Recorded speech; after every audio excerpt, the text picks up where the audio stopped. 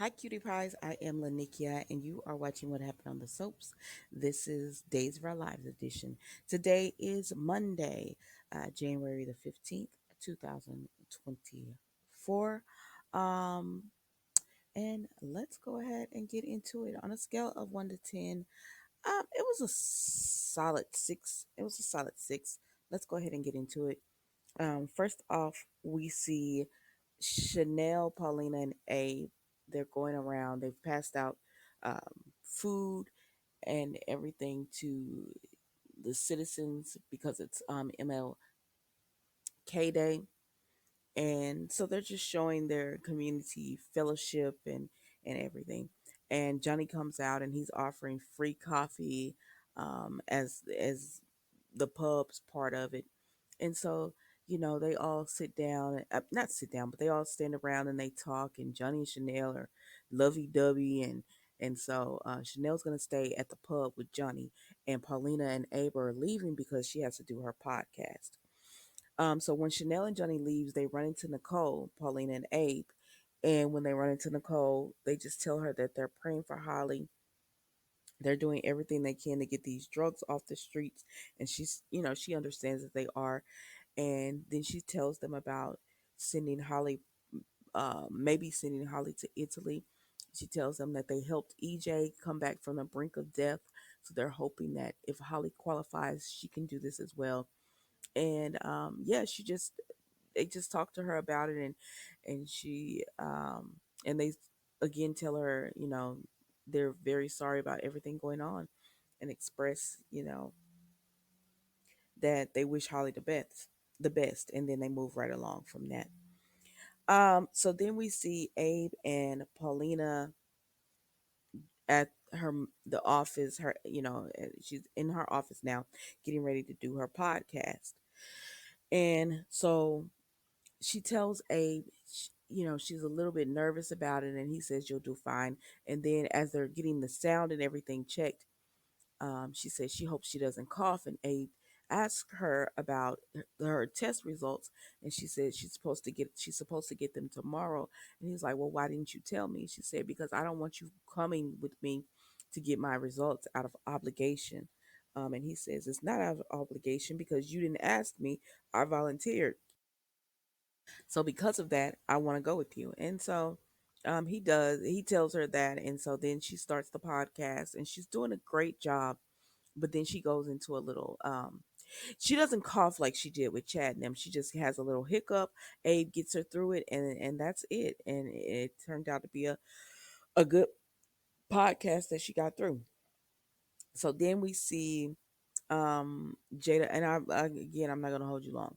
Then we see Jada and Rafe, and she's upset because she's been profiled at the store, and the people asked to check her bag.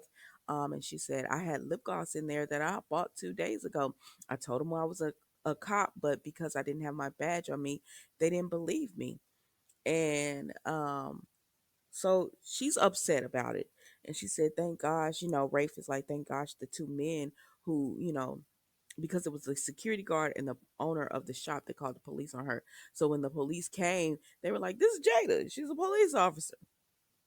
So they straightened everything out, but she's shaken up about that, about being followed around. So they're at the pub, right? And so Chanel and Johnny are there because Chanel stayed, and Jada's like, she's had the morning from hell, because Johnny is just like, we got everything you need, and I'm here working since Tate can't be here, so we got everything you need. And she said, you got something from for the money morning from hell? And Chanel's like, oh, I have some donuts from Sweet Bits. So they sit down and they're talking to them, and Jada explains what's happened to her. And Chanel said, oh yes, I know all about being profiled. But anyways, Johnny and Chanel go to their table. Rafe and Jada are still sitting at their table, and Chanel and Jada begin to tell their experiences about being profiled, and Rafe also gives his experience. um what's so crazy about going in stores is that people will, look at, like, question you, especially if you go into like little boutiques. Because I remember one time I went into this store. I had just moved to the area and I went into the store with my sisters and everything. And this woman's just like, you could tell she was uncomfortable having us in there because I guess she thought, because I had Mila in her stroller and I had my baby bag and everything. And having been a shop owner, I get one part understands, um or you try to be understanding. Well, you have these bags and you probably think you're going to drop something in it or whatever, but then you see other people in there with the same like strollers and everything, and they're not being watched or whatever. That's always been funny to me as you go throughout the stores and you see um them being more cautious towards you. And then you watch as the other person is actually stealing. You like, baby, I wasn't gonna steal anything. And then you watch as the other people are actually stealing. Let's move on. So they talk about all this, and then Rafe explains the situation that happened with him. And Jada, then she talks about her hair. Rafe says about writing a check and having to put his phone number on there in two forms of ID and everything. Funny. And then Jada talks about her hair, and she and Chanel, because she calls Chanel over, and so they all sit down and they talk about how people just come up and they ask to touch your hair. And I think Chanel said, somebody didn't even ask; they just started. Uh, or it might have been Jada, how they didn't even ask, they just started touching your hair. And I said, oh, I think we've all had that experience. Because at work, this man used to always come up and he would try to stick his hand in my hair, and I'd be like, sir, what is wrong with you? Because we worked I worked in a call center one time. I was a supervisor, and even like the my team members were just like, you just don't do that, like that's just rude. But people do that. I don't know what's that fascination about hair. It's like this is not magic, it grows out of the head. But anyways, y'all, they were just talking about that, and then they listened in on Paulina's podcast. And let's move on. So then we go over here to Leo and Sloan, and I and Leo is just like, mm, well, I'm living off this little bit of allowance that you gave me. That's not really taking care of the needs that I like, but I'm about to get this paycheck from being the lady whistleblower, so I'm gonna enjoy that. And so he tells her that he's about to start writing a column, and she says, "Are you writing a column?" He said, "It's gonna be fireworks. You're gonna enjoy it." She's like, "Is it about me?" And he was like, "No." And she said, "Leo, I'm trying to save money, and if you want to have any type of allowance from me, then you can't spend all the money up, or we're both gonna be hungry. We're both gonna be hungry." And he was like, "I understand." But he tells her the column isn't about her, but she needs to tread lightly. And she's like, "Leo, you promised me." And so at this point, Nicole comes up and she was like, "Promised you what?" And she was like, "Leo was a client of mine. Not that it's any of your business, but he was a client, and now he can't make his payments." And Nicole said, "Well, no, it's not my business." So then they start talking, and they get on the subject of Sloan having to go have dinner with Eric's parents because they're gonna come over. Well, John and Marlena, they're gonna come over, and Marlena's so perfect. And Nicole starts telling her, "Girl, Marlena is not that perfect. They talk about Sammy, and she said Sammy was in her teenage years, and Marlena had an affair with John, and Sammy was ticked and all that." So Nicole is just telling Sloan, relax, like don't be that way. And then she thanks Sloan for how generous she's been, and understanding she's been, that Eric's been spent so much time with Holly and Nicole. And she says, "Well, I haven't been that generous." She says, "What do you mean?" And so she tells her about, how she saw Eric and Nicole and Holly the next day, after Nicole had kidnapped, her baby. She saw them next day sitting down enjoying. I guess you remember that day they had their tea and all that kind of stuff, like a family. And she said, and that hurt. And N- Nicole just tells her, "Well, I'm sorry about that. I know that had to be painful because it would have been painful for me as well." And then she tells Nicole, Sloan tells Nicole, "Well, I know he's always gonna love Holly just the same way he's always gonna love you, and I just have to live with it." And then Nicole's feeling guilty, or whatever about that, because she was like, "I'm sorry, Sloan," and she tries to stop Sloan, and Sloan was like, "It is what it is," and Sloan starts walking away.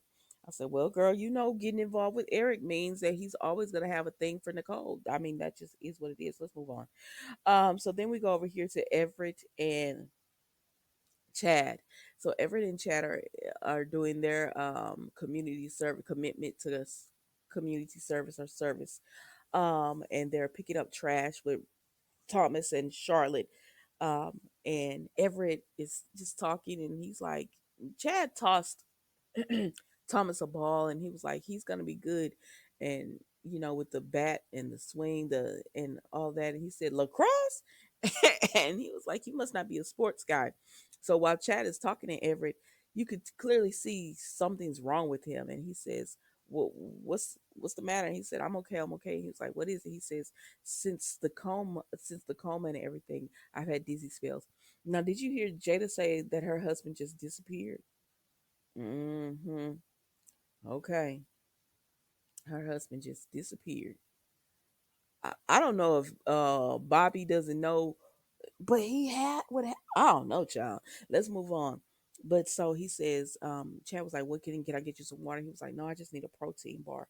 So he was like, "Okay, we can leave." So they leave and go back to the paper to work, and Everett is feeling better. They said, "Okay, well then let's work on everything." And he tells him that he does have someone listening in to the podcast. I thought there was going to be like a bunch of reporters or something in the room, but it was just Abe and Pauline. I said, "You mean just actually listening?" Oh, and Chad says, "Well, let's be careful with that because we don't want to say that Paulina's sick or something, and that not be the case because it could just be a common cold." And he was like, "Yeah, yeah, yeah, of course." So then, Leo ends up coming in, and what is the rest of this thing? Anyways, when Leo ends up coming in, he um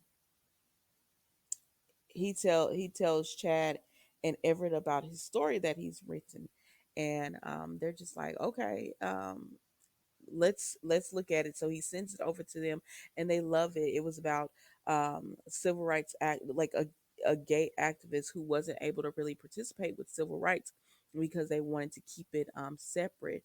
Um, but he was really a gay civil rights activist and everything, and he pushed the boundaries. And they say, why was this story buried? And they was like, because a lot of them get buried because people don't want to speak on it.